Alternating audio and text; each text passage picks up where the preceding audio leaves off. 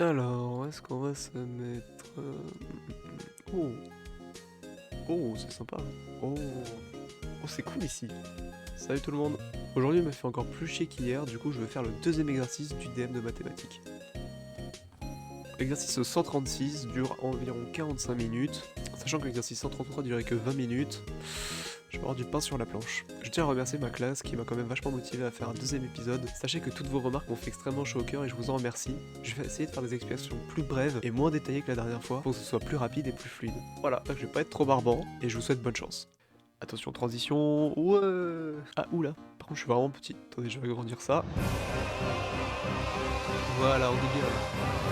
Alors, c'est parti. Commençons donc tout de suite par lire l'énoncé. A, B, C, D, E, F, G, H désigne un cube d'arête 1. Le point I est le milieu du segment BF, J celui de BC et K celui de CD. On se place dans le repère orthonormé A, AB, AD, AE. Alors là, c'est là où c'est fourbe, c'est-à-dire qu'en fait le point A, si vous regardez bien sur la figure, il est derrière le cube. Il est juste ici. Nous, on a l'habitude que le point A soit ici, soit là. Alors il faudra en prendre compte lors de nos calculs et y faire attention. On va donc commencer par tracer le repère AB, AD et AE. D'arête 1. Question 1A. Déterminer les coordonnées de A, G, I, J et K dans ce repère. Le but de cet exercice est de bien nous faire comprendre la spatialisation du cube en fonction du point A. Donc si on ne se trompe pas, on trouve que les coordonnées sont celles-ci. Question 1B. Montrer que le vecteur AG est normal au plan IJK. Je l'avais déjà dit, pour qu'un vecteur soit normal à un plan, il faut qu'il soit normal à au moins deux vecteurs qui composent ce plan. Donc si on traduit ça littéralement, AG scalaire IK est égal à 0 et AG scalaire IJ est égal à 0. On va donc calculer les coordonnées des vecteurs ci-dessus. AG étant 1, 1, 1, IK étant moins 1 demi, 1, moins 1 demi, et IJ 0, 1 demi, moins 1 demi. Si on calcule les produits scalaires, ils seront donc égaux à 0. Donc, AG est bien normal au plan IJK. Question C. On désigne par un point M un point du segment AG. Justifier l'existence d'un réel T appartenant à l'intervalle 0,1 tel que AM est égal à T fois AG. AG est représenté par cette diagonale. On sait que le point M appartient quelque part à cette droite, il peut être à peu près n'importe où. Donc ça veut dire que le vecteur AM, donc qui est un vecteur plus petit que AC, est collinaire au vecteur AG. Or je vous rappelle que lorsqu'un vecteur est collinaire à un autre, on peut l'écrire de cette manière. On dit qu'il est proportionnel à ce dernier. Donc là, à l'inconnu, on la remplace par T, et ensuite on nous demande de justifier l'intervalle 0,1. Le point M est sur le segment AG, alors le coefficient multiplicateur ne sera que entre 0 et 1, car AM est forcément plus petit que AG. On a donc la relation AM est compris entre AG et 0. On a donc justifié l'existence de ce réel T. Question D. Démontrer que MI au carré est égal truc. Alors là, on attaque la partie compliquée de l'exercice. Donc là, j'ai modélisé le cube sur GeoGebra et j'ai vraiment galéré. Et là, j'ai construit le segment AG. Et on va mettre le point M sur ce segment, on va dire ici. Oh, ça tourne! Mais c'est magnifique! Donc on nous demande de calculer la distance MI, qui est juste ici. Sauf que je vous rappelle que cette distance est variable. En effet, le point M se déplace sur l'axe AG. Et c'est pour ça que la relation qu'on nous demande de démontrer contient une inconnue. Donc il va d'abord falloir qu'on définisse les coordonnées du point M, puis les coordonnées du point I. Donc je vous rappelle la relation AM est égale à T fois AG.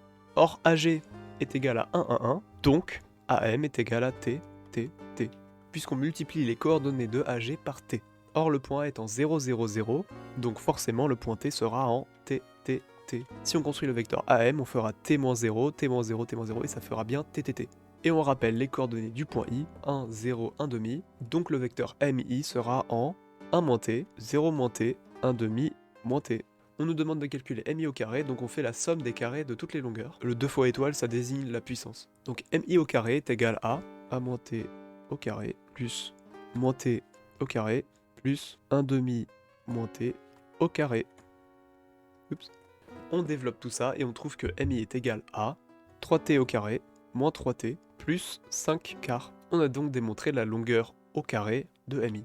Question E. Démontrer que la distance MI est minimale lorsque M est confondu avec le point N, 1 demi, 1 demi, 1 demi. Donc si on visualise sur la figure, ça nous donne à peu près ça. Et en soi, quand on regarde bien, on voit qu'ils sont plus proches que si le point avait été là. Là, on voit que la distance est quand même plus grande que sur le point N. Alors là, on a plusieurs méthodes. Premièrement, il y a la méthode de calculer le projeté orthogonal de I sur la droite AG. Je rappelle que le projeté orthogonal d'un point sur une droite est la distance la plus courte qui sépare le point de la droite. Mais moi, j'ai envie d'aller encore plus loin. On va utiliser la propriété qu'on a démontrée à l'exercice précédent afin de résoudre l'exercice. Alors, il y a quelque chose que j'aimerais juste d'abord faire remarquer. Cette fonction, c'est une fonction polynôme du second degré. On reconnaît bien A qui est égal à 3, B qui est égal à 3 et C qui est égal à 5 quarts. Or, le coefficient directeur de la parabole qui va modéliser cette fonction est positif. Et je vous rappelle que lorsqu'une fonction polynôme du second degré a un coefficient directeur positif, la parabole admet un minimum. On va donc tracer cette fonction sur GeoGebra et on verra qu'elle admet bien un minimum. Comme vous pouvez le voir juste ici, la parabole admet bien un minimum au point 1,5. Je vous rappelle que cette droite montre toutes les longueurs possibles pour la distance MI. Bon, en vérité, on devrait plutôt se concentrer sur cet intervalle-là car t est compris entre 0 et 1. Donc vous pouvez voir que tous les points sur cette droite représentent toutes les longueurs possibles de la distance MI. La distance MI est au carré. Je vous rappelle que l'extrémum d'une parabole est atteint lorsque x est égal à alpha. Donc alpha est égal à moins b sur 2 fois a, ce qui est égal à moins 3, donc on peut enlever les moins, sur 2 fois 3. Et tout ça, ça fait 1 sur 2. Donc lorsque t est égal à 1 sur 2, la courbe atteint son minimum. Donc, je vous rappelle que les coordonnées du point M sont TTT, donc si on veut prendre la valeur minimale de la distance MI, M sera sur le point 1,5, 1,5, 1,5, ce qui est égal au point N, car on avait dit qu'il était de 1,5, 1,5, 1,5. Donc lorsque M est confondu avec N, la distance MI est bel et bien minimale, ce qui veut dire que le point N est le projeté orthogonal de I sur l'axe AG. Alors maintenant on va parler de volume de tétraèdre. 2A. Déduire des questions 1B et 1E la distance du point G au plan IJK. Alors à la question 1B, on avait prouvé que AG était orthogonal au plan IJK. Et à la question 1E, on a montré que N était le projeté orthogonal de I sur la droite AG. On a la droite AG, I, et le projeté orthogonal de I, c'est N. Je vous rappelle qu'on avait dit que le plan IJK était orthogonal à la droite AG, donc le plan est à peu près comme ça. Et on voit que N appartient donc au plan IJK. Donc N est aussi le projeté orthogonal de G sur le plan IJK. Donc maintenant il suffit de calculer la distance Gn. Donc le vecteur Ng sera de 1,5, 1,5, 1,5. Donc la norme du vecteur sera le carré des longueurs ajoutées à la racine, et donc Ng sera égal à racine de 3 sur 2. Question suivante, montrez que R, 1, 3 quarts, moins 1 quart, est le pied de la hauteur issue de K dans le triangle IJK. Alors là c'est compliqué, il va falloir faire un schéma pour bien se représenter la situation. Donc dire que R est le pied de la hauteur de K dans le triangle IJK, c'est que R est le projeté orthogonal de K sur l'axe IJ. Alors maintenant on va faire une supposition. Supposons que R est bel et bien le pied de la hauteur de K dans le triangle IJK. Il faudra qu'il valide deux conditions. La première, KR scalaire IJ soit égal à 0, puisqu'ils sont perpendiculaires. Et ensuite il faut que R appartienne à la droite IJ. J'ai donc écrit les deux conditions qu'on va devoir démontrer. La première, c'est un produit scalaire qu'on va calculer avec les coordonnées, et ça sera assez facile. Et la deuxième, c'est de montrer que R appartient bien à IJ, et donc que IR est proportionnel à IJ. On va donc d'abord calculer les coordonnées des deux vecteurs pour ensuite faire leur produit scalaire. IJ étant 0, 1,5, moins 1,5, et RK étant moins 1,5, 1 quart, 1 quart. Et leur produit scalaire, ça fera donc 0. On a trouvé la première condition, il va falloir maintenant qu'on trouve la deuxième. Alors la deuxième condition nous dit que si R appartient à IJ, alors IR est égal à quelque chose fois IJ. En fait ça traduit la proportionnalité des deux vecteurs. En effet, si R appartient à IJ, ça veut dire qu'ils sont collinaires, donc que IR et IJ sont sur la même droite. On va donc calculer les coordonnées des deux vecteurs, IR étant 0, 3 quarts, moins 3 quarts, et IJ étant 0, 1,5, moins 1,5. Donc maintenant il faut essayer de trouver ce facteur X. Bon là vous pouvez voir que les coordonnées se ressemblent vachement, donc c'est pas compliqué de trouver ce coefficient. Après de longues années d'études et de réflexions poussées, j'ai défini que IR était égal à 1,5 fois IJ. Donc les deux vecteurs sont bel et bien proportionnels, donc R appartient bien à la droite IJ. On a donc démontré deux conditions qui valident l'hypothèse que R est le pied de K dans le triangle IJK. Question C. Calculer le volume du tétraèdre GIJK. Je rappelle la formule du volume d'un tétraèdre, c'est l'aire fois la hauteur sur 3. On rappelle ensuite la formule de l'aire d'un triangle, et on va calculer l'aire du triangle IJK. Pourquoi? Eh bien c'est très simple, on a déjà trouvé que le point R est le projeté orthogonal de K sur la droite IJ. Donc dans le triangle IJK, ce sera la hauteur du triangle. Oups, comment j'ai fait ça? Waouh! Donc on voit que dans le triangle, KR est bel et bien la hauteur du triangle IJK.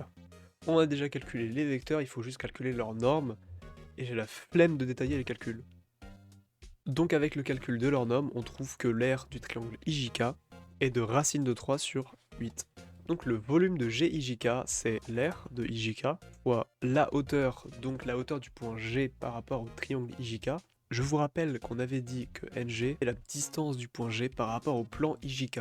Donc par conséquent, c'est aussi la distance du point G par rapport au triangle IJK. Donc la hauteur.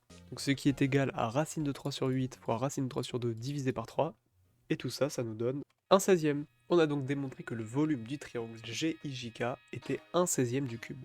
Alors j'ai essayé de tracer du mieux que je pouvais le triangle IJK, et le triangle IJK fait 1/16 du cube, donc c'est pas très grand, et on peut voir là à peu près que c'est pas super grand par rapport à tout le cube. Donc on peut supposer qu'on a à peu près raison. En effet, si on voyait clairement que c'était beaucoup plus grand, là on aurait pu se dire qu'on a une erreur de raisonnement. Or là, ça a l'air d'aller, tout a l'air de fonctionner, donc on peut conclure qu'on a bon. Voilà. J'espère encore une fois ne pas avoir été trop barbant. En plus là j'ai manipulé un peu plus GeoGebra sur la 3D et ça notamment c'est vraiment intéressant parce que du coup on a pu vraiment se représenter les axes et tout ça. Pareil, n'hésitez pas à me demander si vous voulez que je refasse ce genre de contenu. J'en ai fini avec ce DM. Le but de cette vidéo est d'aider les autres, donc n'hésitez pas à faire tourner cette vidéo à ceux qui en auraient besoin. Voilà, c'était Stanislas Buisseret de la classe T4.